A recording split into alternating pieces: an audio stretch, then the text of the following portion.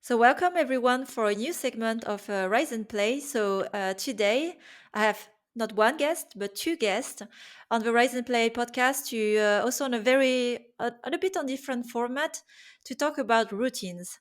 So I invited Ioana and Simonetta. I put in the show notes as well more information about them. But if you do really want to know more about them, Joanna has been joining recently the newsletter for Rise and Play and writing last week about how to set boundaries at work and good relationship. And Simonetta has been participating before as well in the podcast to share about her whole journey to become also the CEO of GameHouse today. And yeah, Joanna is the CPO at Homa Games. And before, used to be the CEO at Game Analytics. So before we start today, why we wanted to make it this topic as well part of a segment on more practical case for on the podcast on how to help leaders have a take some tools of what can improve their life, balance or how they manage their priorities. One thing I found particularly hard is having discipline around the routines you build for yourself, like especially in executive roles, if you're a CEO, CO, any C-suite executive level, there's a lot of things that come to you: news, life, demands, priority, expectation from either stakeholders, investors. And then you need to have a very clear focus on your priorities and discipline to and follow your priorities. So I wanted to interview today two amazing women in C-suite to share their routine on how today we are Monday, and they gave 1 hour of the time to record this podcast. So I feel really grateful of the time they also dedicate to this today to share their routine. So hey, Joanna. Hi, Simonetta. Great to have you here. Hey, how are you? Hey, yeah, lovely to be here. Thanks for joining this first segment, like I said, like video and also with free. So let's try it today. So let me begin more with the question as well and the overall challenge of making time for yourself. Because the main challenge is not only about making time for yourself, but having clarity on your priorities and how to start the Monday where there are so many things that packed over the weekend, sometimes unexpected events. For the context, just last weekend, we heard about the SVB collapse. It affected many companies, thankfully not yours. But those things can happen. And then you have to start Monday and be effective, and there's personal life. So how do you even start Monday? Usually, Simonetta, let's start with you. Yeah, for me, I check on Sundays. On Sundays, at the end of the day, after my kids and the family time has ended, let's put it this way, I review my calendar. I do that every night anyway to check what is going on. But in that case, what is happening that week, and see, and see if I need to prioritize or cancel or change something in the calendar. So that's usually how I start on Sundays, not on Mondays, my week. Mhm. What about you, Yana? So I do something similar, except I really like leaving things in a good position on Friday afternoon, because I don't want to kind of have the mental load at the weekend. I would say that sometimes if I've had week that is full of meetings, I will actually leave some work that I do on Sunday just so I can be clear-headed, and be able to concentrate and be in my own space. I'll go to my home office and I'll work from there. But I also check my calendar. I do like kind of on Monday morning to sit down and to again think through the week and everything that I have planned and everything that I left from the past week, and to kind of get into it. So I don't like to have a Monday morning that is super full of meetings. I will do it occasionally if I have to, but I really like to take Monday morning at least until 11. To kind of settle into the week and plan everything out, and it helps me to not start with a super chaotic mindset, like not running from meeting to meeting to meeting to meeting by 11 already. Mhm. So as you both answered it, I was imagining like I do relate, by the way, a lot to how you are organized. I'll share a bit after, but it is making order in a way with your brain, with your mind, right? Because like knowing, being prepared of what's coming, and not like discovering it as you open your computer on Monday morning, and preparing the work before the work, right? So even the preparation is actually the actual background work before the work, and you do it in different way, like checking the calendar either on the weekend or on Friday. And I wanted also to share my own practice tools. I do like also use to the Friday afternoon to clear whatever has happened during the week, and already have an idea of what's coming.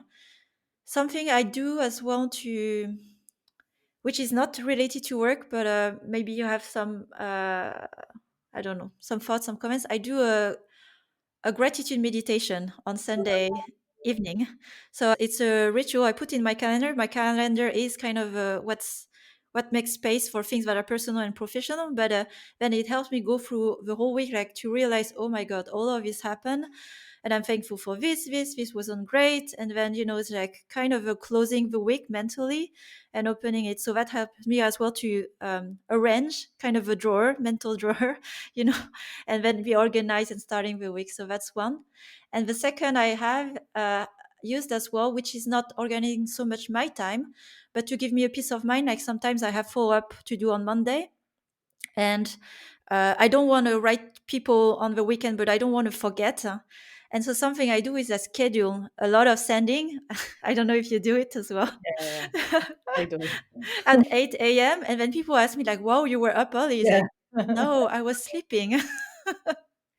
I, the moment someone show me how to do Slack scheduling or emails, I do it all the time because I feel a little bit guilty sometimes Hmm. during the weekend that suddenly something comes up or I read something or, there is an inspiration that, if I don't do it in that moment, I will forget.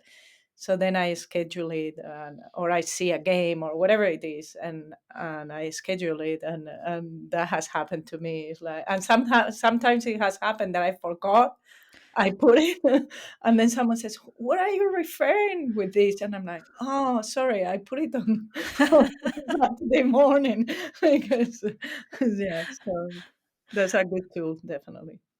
I wanted to mention on that something that I do kind of in the same vein as a combination of the meditation and of the scheduling is that Sunday night my mind will start going like as I go to bed. It's like almost like I'm rested and my brain has energy to kind of go crazy right before I go to bed.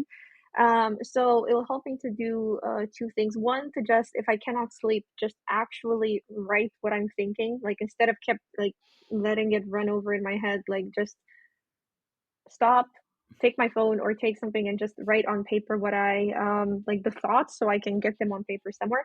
Two, I think there's this fear that I'll forget. So if I write them, I'm less concerned that, oh, I have to remember to do this tomorrow. But it's strange how many times like your brain will actually lie to you. Like instead of telling you just get up, write a note for tomorrow and just leave it, your brain will be like, no, I have to think about this and solve it right now. And it's like you don't. It really helps. Like I really fall asleep much easier after I've written it down, so that helps a lot. And two, if there's something actually personal that I'm going through, so let's say I have something that is going on, something that I'm thinking about, a combination of work and life and so on. Sometimes either Monday or Sunday, I will also try to kind of do a bit of journaling. I don't do this super often, but like once a month. And it can be anything. Let's say I haven't seen my family and I feel guilty and I'm not catching up with life as much as I should. And it helps to just, again, just write those feelings and thoughts on paper because otherwise they somehow get amplified in my mind and they become a bit bigger and heavier than they are. And then it's a bit like I have to carry the weight of these thoughts. And again, when I do it, I realize how beneficial it is. And recently I've been trying to do it more and it's really helped. And it helps me to go back and check it as well after a while to be like, do I still feel like that? Not. And usually I don't actually. So it's a bit freeing to Mhm. do it. Yeah. And again, like I think also we are talking about calendar and time management, but it's again more mind management to what should stay in your mind and what is the system or the reminder you build around you to then it's taken care of, not forgotten, and then it doesn't stay as a weight in your mind. And I think we have a lot of those things happening in life, and I'm not even mentioning here the layer of having a family, for example. Maybe Simonetta will get into it as well, or you scheduling for others, so I'm not even I'm not facing this challenge of life, but I'm very admirative on like another layer of organization of your life, on how you make sure you keep up with the demand of life and work. Um, and before we get into that, I like to start with a specific as well, and more for my personal curiosity. Okay, we are Monday today, and we spoke about the organization, like waking up with more or less clarity on what you need to do. What are the habits that are really important for you to start either the day or the week, and like you're not willing to compromise at all? Joanna, do you have a? Would you like to start with this? Sure. So something I actually picked up during COVID when I started working from home, I used to wake up and just go directly to work. And after a while, I realized how much that was making me feel like my life is just work, sleep, work. So since then, I do make it a point to wake up earlier, to have my coffee, to listen to a podcast, read something. So basically, to do something for myself as the day started, rather than just go directly into Slack, basically, or emails and so on. And that helps me a lot. I used to also exercise in the morning, but I'm not necessarily a morning person. So now that we can go outside, I stopped doing that. But actually, when I was doing it, I was really enjoying it because I could do it less times, like 20, 30 minutes, but do it more often, do it at home. But I kind of, once we could go out of the house again, I was so happy to be able to go out that I didn't want to do that in the house anymore. But I still kept this time for myself to do something before the workday starts. Mm-hmm. Yeah, in my case, I think it's a little bit more difficult. I don't really have a lot of time for myself. I wake up. I have a second job that is being the driver of my kids, and that takes a lot of time and it's a lot of work. So, despite I would like to have more time for myself, reality is it would be against the time I sleep. And sleep for me is a must. I need to sleep 8 or 9 hours a day minimum. So yeah, in the morning, this morning I woke up at 6:30, but I was driving around until I arrived home at 8:15.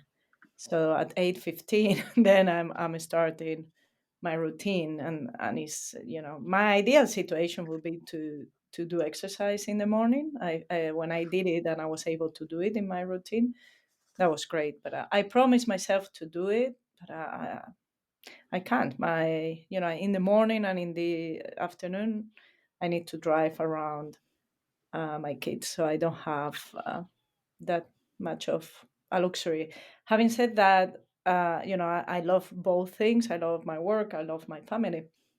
So I don't find it like I'm missing anything. It's just that I think that I'm getting into an age that I think I need to do it more than I want to do it. So I need to figure out how I'm gonna find that space for my own health more than anything else.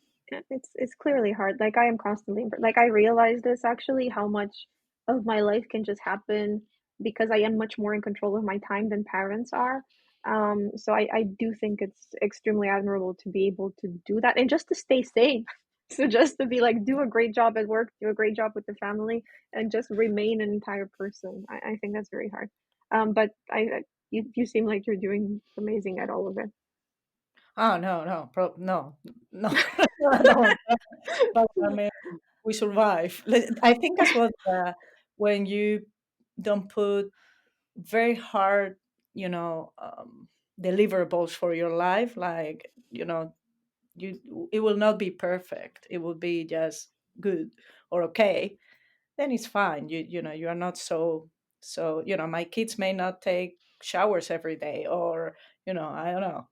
They may not have the best food every day, but I think it's fine. I mean, we are fine, not Mhm. perfect. Yeah, and I think here it's important exactly. Thanks for sharing as well, Simonetta, because yeah, it's hard for you and myself not being in a situation to even imagine.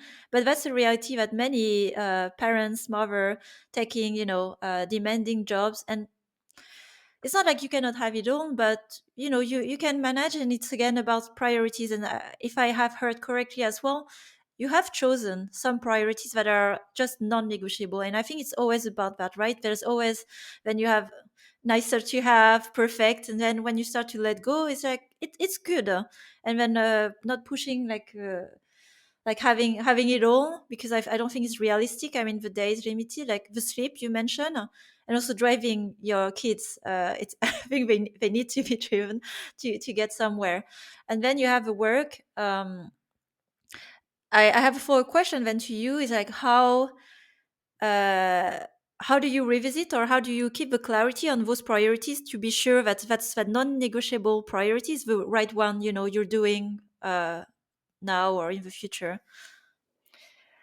It is hard, I think, but I put my kids' calendar in general as a priority, and GameHouse team knows that I go to the office in Barcelona in the morning after I drop them to school, and then I leave at 3:20 to pick them up, and then I continue working at work, and I make it natural, right? I think that's what the beauty of working from home brought us, right?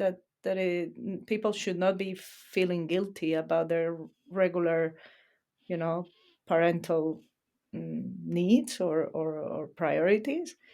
And I think that the flexibility is what makes it possible. If you would ask me, I'd probably work more than if it would be 8 to 5 or 9 to 5 or whatever. But I work more relaxed, and I work more, when it fits me.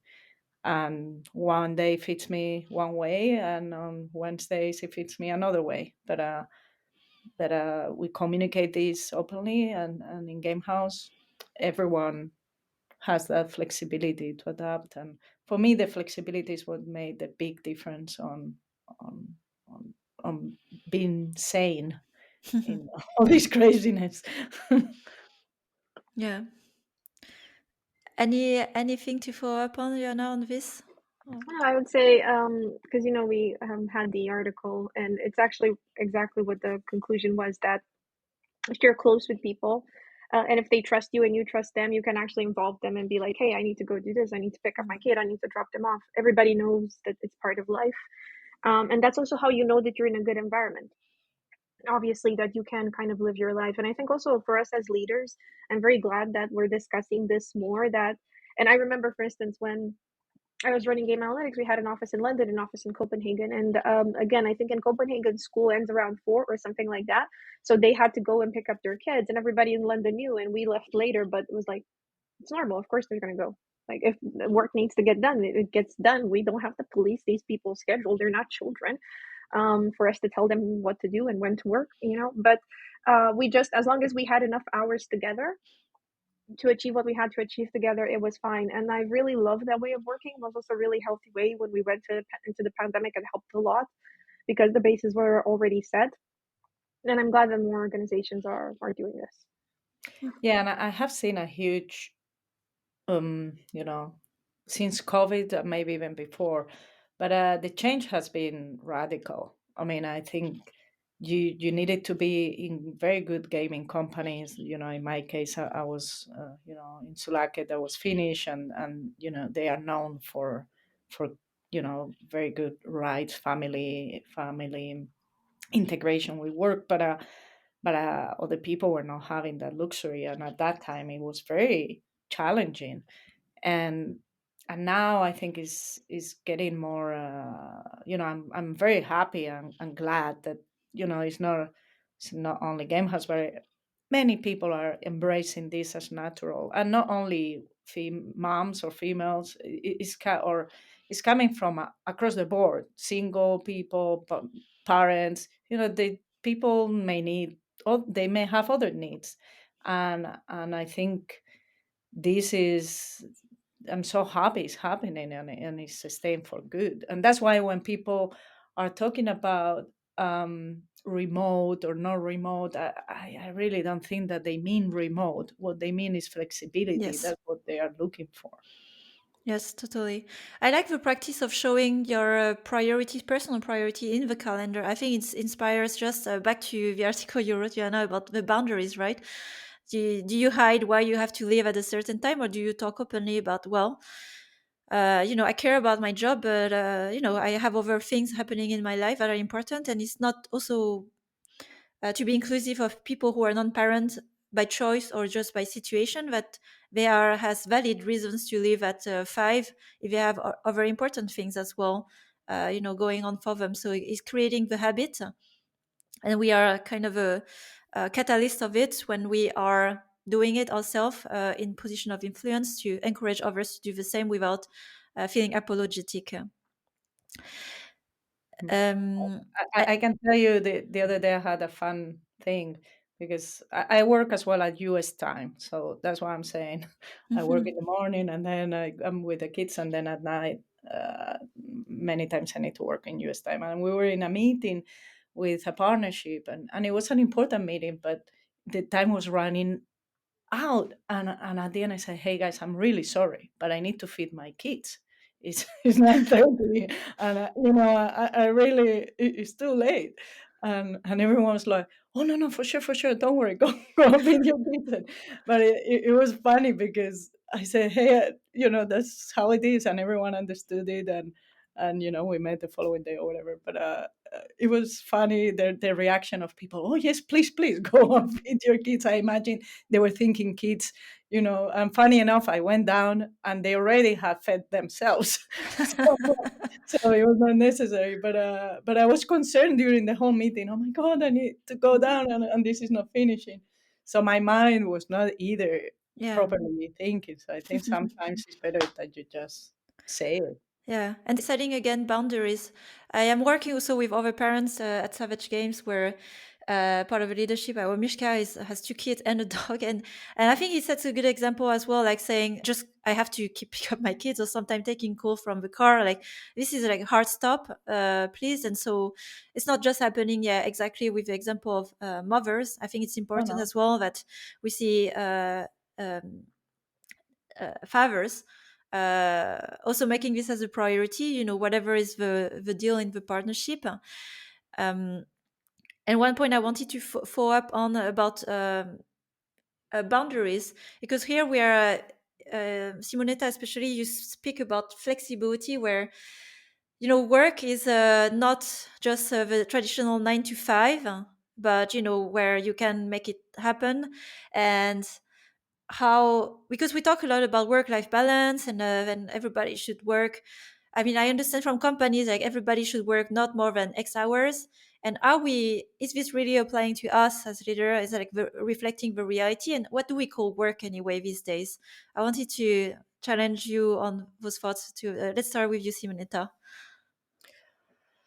Yeah, I mean, I think the moment in my life that I embraced work together with my life was the moment that everything changed. I was very strict at the beginning of my life with work, before work and after work, and I cannot work more than after 5. And it was super stressful for me because mentally I had, I guess certain people, but I was an square type of person where, you know, if I was working outside, I felt guilty, and it was not healthy for me. And the moment I realized that integrating it together was better, and even sharing my issues, or whatever it is, it relaxed me, and it put me in a better position for both parts, because I felt guilty when I was working with my kids, and I felt guilty at work because I needed to do other things with my kids. And when I blended them was the moment that for me made the difference. And that's when that's why I don't have before work or after work. I Mhm. just have my life, and my life is both. And sometimes I will be taking a phone call from the car while I'm waiting on their activities, or whatever. But that works for me. Maybe other people needs more structure, but for me, that's how it works. I wanted to mention, I think I benefit a lot from the structure. I think it took me a while to figure out what works for me as well. In that, I think especially when I became the CEO, and I posted about this recently, but when I did, I wasn't necessarily the most experienced person in the company. I knew the company very well. I was working very hard, but I kind of almost thought that, okay, now I need to be the most hardworking. I need to be on all the time. Whenever somebody has a need, I have to be there. Everything kind of stops at me and so on. And it kind of took over my life to a level where even mentally I had a problem of conceiving what is my life, what is not my life. Um, because I was mentally always in this headspace that this responsibility is with me always. And what happened is I think I really benefited from these boundaries of like, okay, after this hour in the day, I am no longer my role. I am just a person that sees meets their friends, and I can go out and like be irresponsible for a couple of hours, and nothing bad will happen. Like nothing dramatic will happen. I almost felt guilty for doing things in my personal life because anything that risked taking any bit of energy from my professional life, I kind of saw as a negative. So then I kind of had to put this flexibility back in, and allow a bit my personal life to kind of increase, basically increase the weight and the importance. And it really helped me. Something a friend of mine told me, friend of mine called Valentina, told me, your team has to always also aspire to be you to a certain sense. Like, why would anybody grow in the company if the more they grow, the more miserable their life becomes? like like you have to, as a leader, show that it's possible to be a leader and have a semblance of a good life. Otherwise, why would anybody want to be a leader in your company? Why would they want to work with a leader that is always miserable? Like it not appears miserable, but like they can tell like the leader has no personal life. And I think that really changed my perspective of being a good leader means also being good to yourself and showing people that you can have those boundaries. And I try to remember that you don't always have to be like, again, the hardest working, the person that has no life, the person that's always available. And again, I think other people do not want to work with somebody who is like that either. So I think it really helped me to put some structure and to define, this is when my personal time is, this is when my professional time is. But I would also say the edges do are more permeable, so it will change from week to week. I do take some personal time as well during my work time if I need, again, to like go to anything from going to the doctor to like going to do something like important personally, helping my partner with something for an hour or two. Like it's important to do that, and the flexibility again of working from home has helped. But I still like the kind of time box when I am in work mode and when I am in personal mode, um, so that I can even respond properly. So to give you an example also, when I started working from home, and I'd have lunch with my partner at home, and he would ask me something, and I don't know why, but I was in work mode, and I would just kind of treat it like, this is a problem I have to solve, and I would tell you exactly what to do. So then I had to realize that, okay, like at 12:30 when I have lunch, I kind of go into regular person mode. I don't need to solve all the problems and so on. So it does help me to mentally know which hat I'm wearing. Yeah, I think that I mean, so that because now it sounded like I'm always thinking in work, and I'm not. I mean, in fact, I force myself not to think in work. Doing other things. But yeah, I have a rule at home: we don't talk about work. Rarely I talk about work in in front of my kids, or I may have a comment or whatever, but is I try not to trespass that. And I'm getting older, and I think I'm doing that better because I mentally can switch faster, I think. Because you realize that things are not that important anymore, or I don't know, you everything at the end is less important than other things in your personal life. and and I can switch relatively faster. Definitely before I couldn't switch that fast. I think that I was very obsessed with certain things that were happening in work that were very important. As you said, Yana, sometimes this role is very heavy because many people depend on you. But I try not to think it that way, and you know you try to do your best, and hopefully that's enough. But yeah, I switch fast Yeah, into. it gets more easier to switch with time. I also find, and also you're right. You just once you've been through a certain number of crises, Yeah. Mm. it just gets easier. It's like, oh, it's just a crisis. Like I've been for this. It's just an orange level crisis. Oh, Yeah, it's fine. exactly. It's not. It's nothing that we can't handle. So yeah. But you learn over time, right? I mean, it's an iteration process. And what I've heard from you two with your different tools, I think here there's definitely self-awareness, like knowing what works for you, and it's a trial and error thing, right? So like going from too rigid to flexible, understanding what works for you, where you get the most of your energy or yourself, and then applying it. And something also that resonated with me, Simonetta, you talked about guilt. It's so present in us in things like that's why I was asking this question of this work-life balance, because we tell ourselves I should not be working, or I should not be doing this thing that is not working, that is working, right? Something I found myself as a tool that is very helpful is like accepting it more, and because the guilt is the thing that makes you feel stressed about it more than the actual action, and it's a perception thing. What do we call work, right? And why are we doing it? If it's something we enjoy and we feel good in energy level, and it's not eating the priorities of our life, like our relationship, family, health, well, maybe it's more a mental thing, right? But if it's a signal that it's eating something else that is important of our lives, then maybe we look at it and we try to change. So it's a constant reevaluation and checking with ourselves and making mistakes, like being in a work mode. Or I like also rules, setting rules like, okay, no work or no messages from work a certain time. So then you don't, it's like habit. What are the cues that are making you think of work, and how to stop those cues before you get in work mode, right? So like you said, a rule, or having a different phone for work, or Slack messages not happening at a certain time, and building a system for you to serve like the priorities, or how why you work and how you want to work.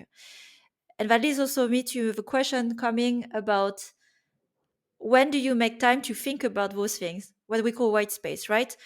Because it's like you need a distance, you need to feel good, you need to be in your meta thinking, observing yourself basically, to even like be questioning those things, how you organize yourself, your time.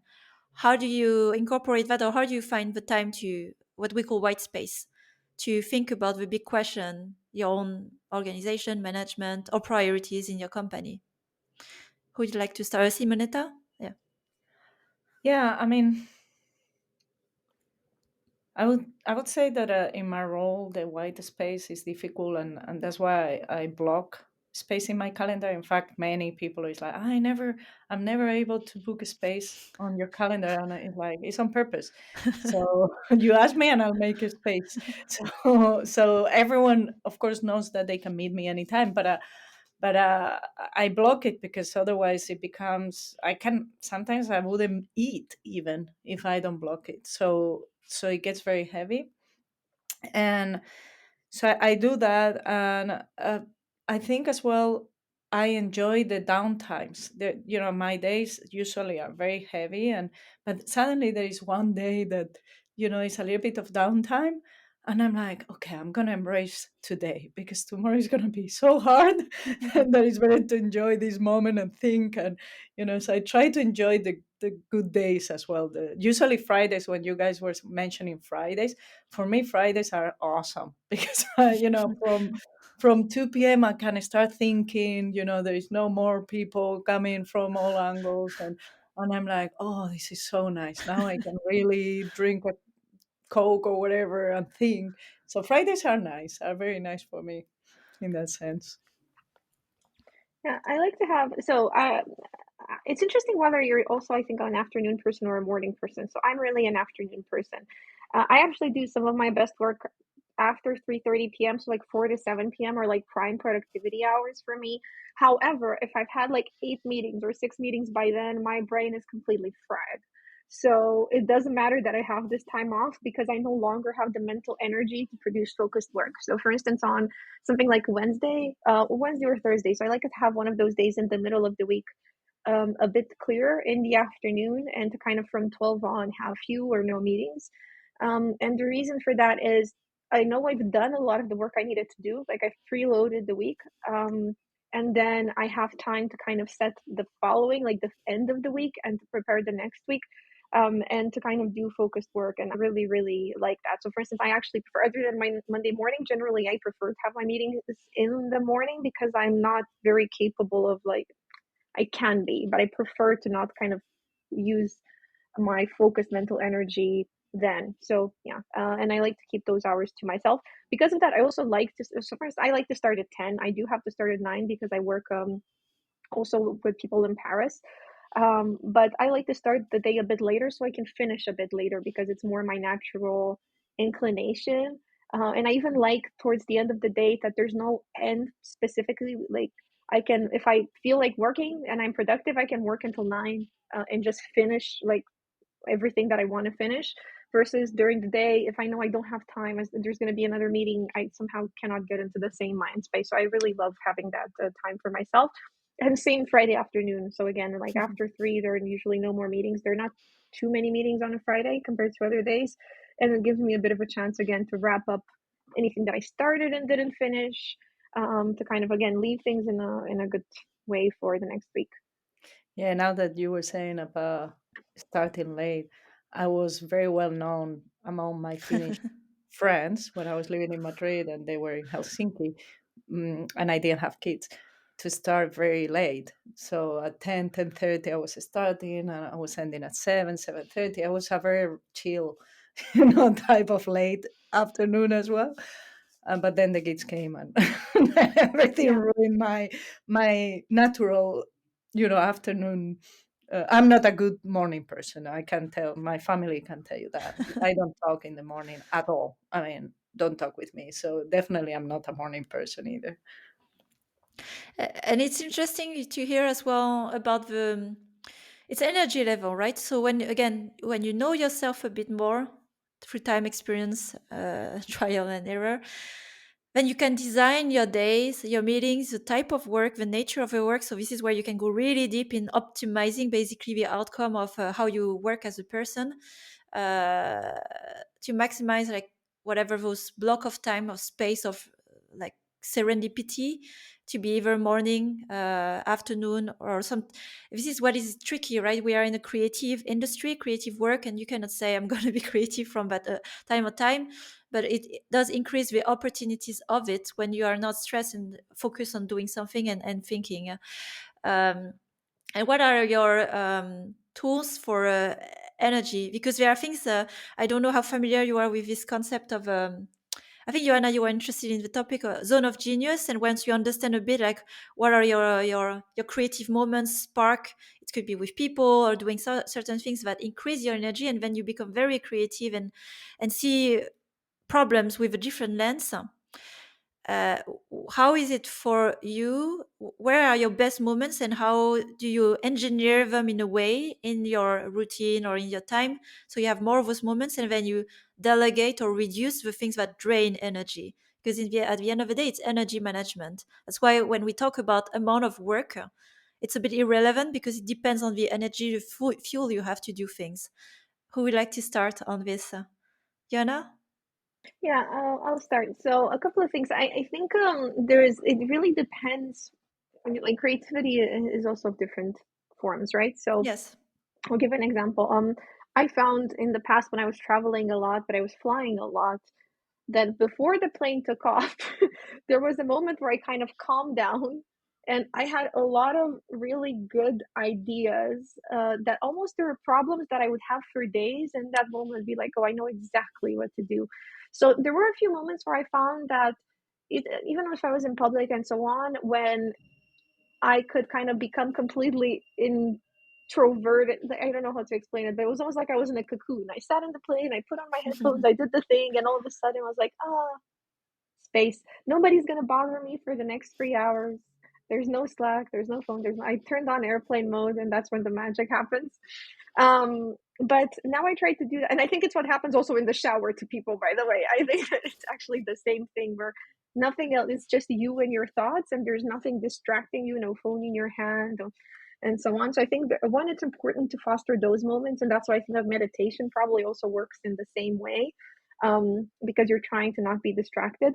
But I would say for me, those moments are relatively rare. And in general, when I try to actually produce moments of creativity or like moments of focus, I do try to have a mini like way of getting into it. Like I have a certain album that I listen to where I need to do focused work, like a certain actual playlist. I put my headphones on. I do like basically I do some rituals, small rituals to make me feel like it's focus mode now. We're doing that. Um, and I will usually start off with writing something on paper, for instance, and actually drawing out my thoughts on paper. And a lot of the time, it doesn't make any sense. Like what I'm actually putting on the paper is like four boxes that are not even connected to each other. But it's a bit like as I'm doing that, my mind is starting to create the picture internally of what we're thinking about. And again, then the music starts and so on. I get into it, and then I can kind of in 2-3 hours produce like an enormous amount of work that I was kind of trying to do maybe for like a week or so. Um, and but again, to do that, I need to end up with good energy. So for instance, if I have meetings, I need to even change the balance of my meetings so it's a combination of meetings I like and I find recharging versus meetings I don't. So for instance, I actually like my one-to-ones. I really enjoy spending time with my team. I love helping them and learning from them. So it's fine to have a couple of one-to-ones. But if we had like for instance, vendor reviews and big group meetings where you have to pay attention to everybody, and I had three of those one after the other, after that I could not do anything. So I try to put that time on those days where I know there's a good mix of meetings or fewer meetings, and when I have 3 or 4 hours, and to do these little rituals. And now I do them on purpose. Like I picked an album I like to listen to every time. I know, have comfortable headphones. I have a notebook. I have like everything prepared to kind of do the focus ritual and get there mentally. Great.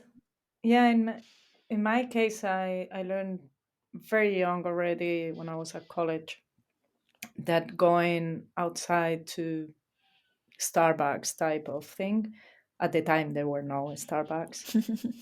So my mom was like, "Why? Why do you need to get out? Why you don't go to a library?" Now everyone understands the Starbucks concept, but at the time I was a little bit pioneer in this. No one understood why, but I needed. I didn't even like the library because it was too silent. I needed sound around me that is not related to my work. It's like people talking about whatever. I don't care because I don't really want to listen to the conversation. I just need the noise.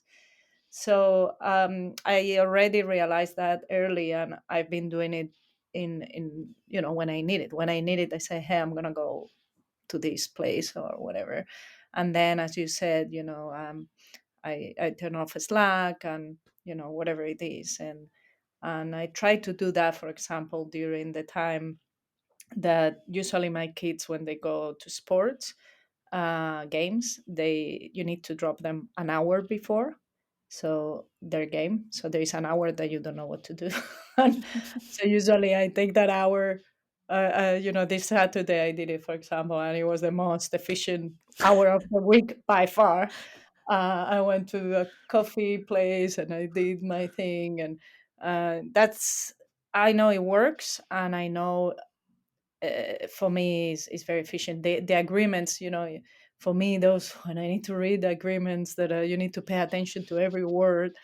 That's a really you need to be in a focus, nice environment, or no one wants to read those. And I go to these places and but I need to find the place. It's not any place, and it's not that easy. It needs to be Starbucks style, where they don't talk too loud. There is not too much. It's a little bit specific, but when I find them, then I'm always there.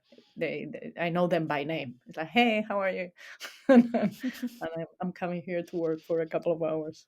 By the way, I wanted to mention that something that helps me that is similar. So I have a coffee shop downstairs, but it would help me. It helps me to recharge if I do this, what I call the mental health walk. So if I go out for 30 minutes, 45 minutes, even if I don't work during the walk, it somehow separates the work I did before from the work I did after. And again, has the same benefit of like a ritual that preloads everything in my mind. And again, I'm a bit like, why do I need to go spend £4 on a coffee? I have coffee at but it's because it helps to give me like back to structure my time and give me back a bit of mental energy. And also, I find walking very therapeutic in general. So I really love to go for a walk. Again, before the pandemic, when I was in the office, I did walking one-to-ones, and I also found those really great.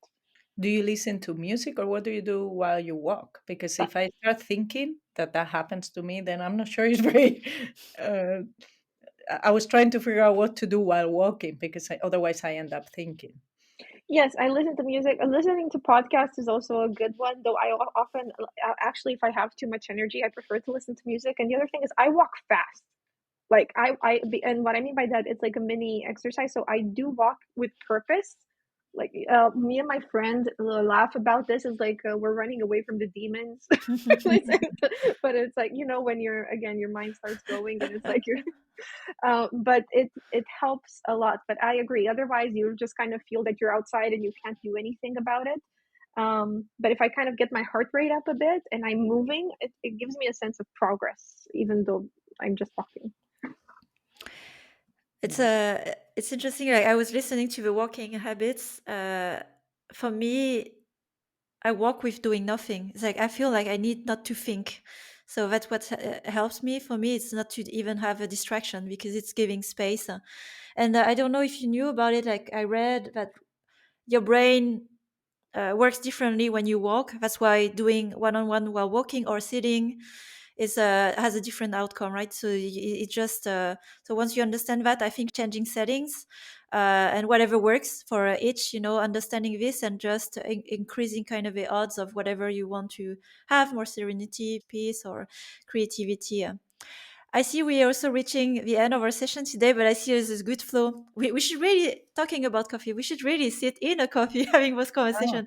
That would be so meta, like a good white space moment or creative moment. So I hope from this talk, we have to make it happen this year. I'll make it as a commitment to myself. But I'll close this conversation today with the last question. As we talked a lot about, okay, work and setting boundaries to your personal life, energy, uh, I'm curious about what are the things not related to work that you like to do, but in some way indirectly help, support your life or the work in any way, just things personally you like to do. Ioana, do you want to start? I'm gonna give an answer that I think you can only really understand as an adult, or like, but like, I really love to learn stuff. And I only realized learning is just a hobby in itself, I think Hmm. 3 or 4 years ago, that I just learn because I like it. So I read, but I also, that's why I kind of did a master's, and then now I'm trying also for the articles that we're writing and so on, to give myself opportunities to learn, because I feel like it enriches my life and I enjoy it. It's weird because the more you do it, of course, the more there's a lot to learn, but also you learn a field pretty well, and then you have to go really out of your way to learn new things, which is interesting. But I love it, and also I love gaming. I'm a massive gamer. I love mobile games. I love console games. And that ties a lot very well into my job, because being a gaming expert really helps. So both of those things, yeah, work well for me. Yeah, and I think I've said this before, and then people laugh at it. But yeah, I love romance books, and when I'm nervous and I really need to take my mind from whatever is eating me, a good romance book that I read in one sit, that's really, that really makes it, because and they are all the same, and I know how they are going to end. There's nothing that but I like it. And similar to Korean TV shows, it's the same thing. I know how they are going to end. But and definitely, I suggest. Oh, by the way, yeah, other people in my team now are telling me that they are watching Korean TV shows, and I'm like, interesting. So it seems it has a like a therapy, because of course, who cannot go to sleep after 2 minutes watching a Korean show? I mean, it's impossible. You end up sleeping. So it is very, very interesting. Thing that I shared with my team, and now people are saying, "Yeah, and I have watched this one," and it's very interesting, weird thing that we're doing. But yeah, that's that for me. That's because it needs to be, in my case, it needs to be very. I would love, as you said, write articles or even learn. I would love to learn. I would love to do a master in many things, but I don't have time for more or of that. I just have time to the opposite, to very short amounts of time that can take away my mind from somewhere. And yeah, that works in my But case. I can confirm that it's exhausting. Like I did a master's and then I was like, why am I doing this to myself? But it's like, I like it, but it's like it hurts. It's like when you do the gym really intensely. Yeah, It's like it's weird, huh? It's weird. I do yeah, have the same with the learning thing as well. It's like it sounded like a good idea, and when you're there, it's like, why? And so then I get to like Simonetta. It's like I just want a good or bad rom com. You know, it's comforting. It's cheesy. You know how it ends. It's not something. It's like a guilty pleasure. It's not something I would, brag about everywhere, but it feels good. So it's just, and it does the purpose it should do. Or TV reality show that I have a lot of girlfriends following as well. I mean, it's just entertainment. It's like just enjoy it, right? And it has doesn't have a further purpose than the activity itself, and that's what entertainment is, as we are creating, by the way, with the games. Yeah, exactly. Yeah, games are very. That's exactly what we in GameHouse we are envisioning as well. It's about gaming entertainment for me time, but that's exactly it. It's not about you know Yeah. anything else than fun in a way. Yes. Like I was like having a funny imagination, like some future game house story, like some Korean drama inspired, a lot of romance and drama, triangle drama. Yeah. I, I, yeah, I told them a little bit, but it didn't, in another moment we'll let you know when we put something a Korean uh, Chinese New Year, and it was an issue in China. So anyway, we will need to, I don't think we're gonna touch too much Korea for now. Yeah. Overall, in stories for a while, I think. Well, it was very entertaining for me. I hope as well for you today, this conversation about routines. And I hope you can learn also from each other of our conversation today. I think back to learning, I found like as well the most energizing is learning from each other and this kind of setup. And also if others can enjoy, it's even better. So thanks again for joining the conversation today. thank you so much. Thank you. It was very nice. Wonderful. Yes. Take care.